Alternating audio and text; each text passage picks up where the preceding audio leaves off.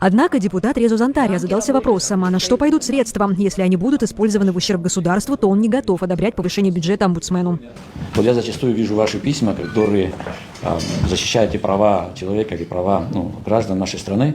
Вы пытаетесь вмешиваться в саму структуру государственного устройства, институт.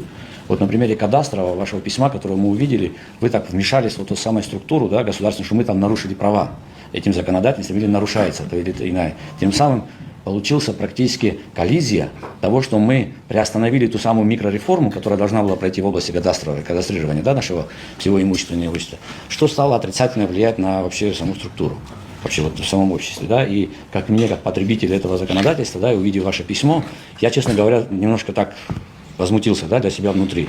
Мы там не должны были видеть ваше письмо вот именно с такими изречением, что мы нарушили реформу. Если на это деньги тратиться будут, то это неправильно.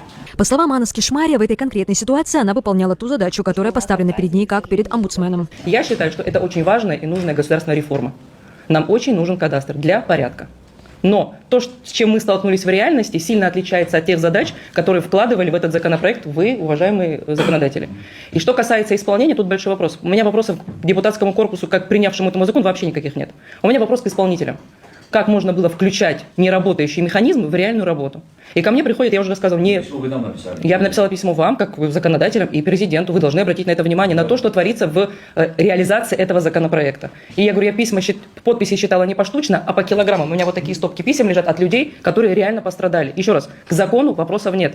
Вопрос увеличения бюджета аппарата омбудсмена будет вынесен на ближайшую сессию, как и вопрос увеличения бюджета Нацбанка. Одна из причин – необходимость сохранить высококвалифицированных сотрудников. У нас регистрируются новые банки, и требования законодательства к квалификационным требованиям состава руководителей, они переманивают наших сотрудников. У нас есть ведущие специалисты, допустим, отдела бухгалтерского учета, которые до 50 тысяч получала, ее сразу на ставку перевели на 150 в коммерческой структуре. Конечно же, специалисты молодые, которые не имеют опыта работы, они готовы приходить в Национальный банк работать, мы теряем профильных специалистов, и нам важно сохранить. У нас в IT-направлении тоже, спасибо депутатам, в прошлом году тоже пошли навстречу, и с вашего согласия мы подняли им зарплату, и у нас получилось, что немножко мы сохранили наших специалистов. Кроме того, заместитель председателя Нацбанка пожаловалась на то, что и клиенты Сбербанка уходят в коммерческие банки.